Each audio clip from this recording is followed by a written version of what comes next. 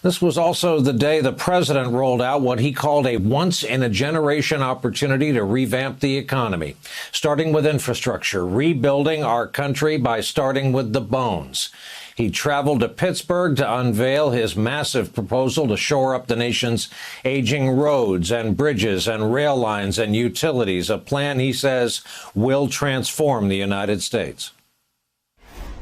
I'm proposing a plan for the nation that rewards work, not just rewards wealth. It's not a plan that tinkers around the edges.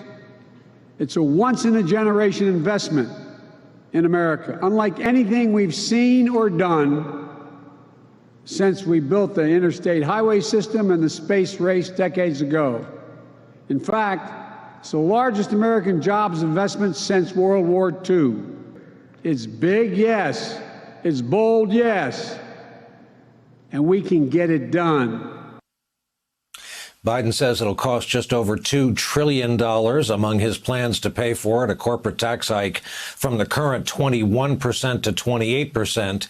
Keep in mind, he just signed his $1.9 trillion COVID Relief Act into law without any Republican support. The plan Biden introduced today is part one. He says he'll announce part two, aimed at helping the nation's families, education, health care, and the like in a matter of weeks. Today, he invited Republicans to work with him on both. The divisions of the moment shouldn't stop us from doing the right thing for the future. I'm going to bring Republicans into the Oval Office, listen to them, what they have to say, and be open to other ideas. We'll have a good faith negotiation with any Republican who wants to help get this done. But we have to get it done. Biden says he's talked with Republican leader Mitch McConnell about this during an appearance this morning in Kentucky. McConnell confirmed he indeed had a conversation with the president, went on to say this, and we quote, "It's like a Trojan horse. It's called infrastructure, but inside the Trojan horse, it's going to be more borrowed money and massive tax increases. In other words, they want to reverse the tax reform that we did in just 2017.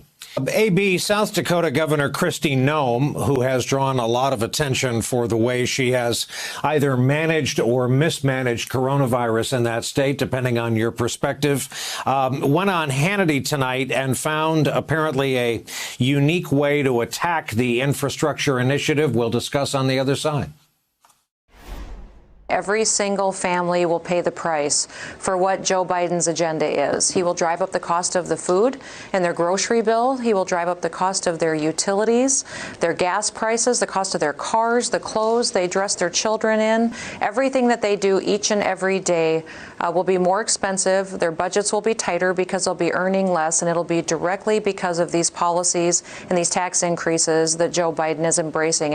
Now, AB, I will bet you dinner that those talking points arrived in her inbox, and we will hear the very same thing from other elected Republicans. But Biden is going hard on his belief that families who make below $400,000 a year are not going to have to pay more for this. Is this talking point really a way in for the GOP or a non-starter? Well, they've been talking about their sort of rhetoric on a coming infrastructure package for months, saying it's going to be a Green New Deal wrapped in a tax hike. So no matter what the president proposes, they're going to say it's a Green New Deal wrapped in a tax hike. We should start by saying the reason that Joe Biden is doing this is because Joe Biden has just astonishingly good approval numbers right now. I have no idea if they'll last. I'm surprised at how high they are, not only on his COVID response, but his general job approval. And all of these proposals are popular, even taxing corporations and the wealthy to pay for infrastructure.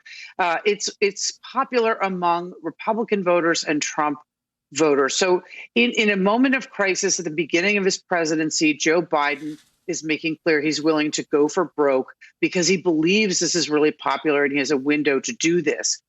Where it will break down, as Peter alluded to, is among his own party. If he's trying to use a very narrow process to get through a party line vote. I think that talking point for Republicans later this year and as we get into an election year next year, that look, Joe Biden never included us in any of these negotiations. He's just rammed through these incredibly audacious and ambitious agenda items without ever taking in our proposals or seeking our votes.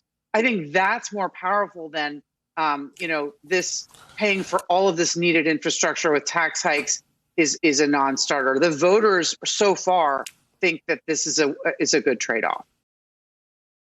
Hey, thanks for watching our YouTube channel. You should know that you can follow today's top stories and breaking news and catch up on your favorite MSNBC shows all in one place. Download the NBC News app today.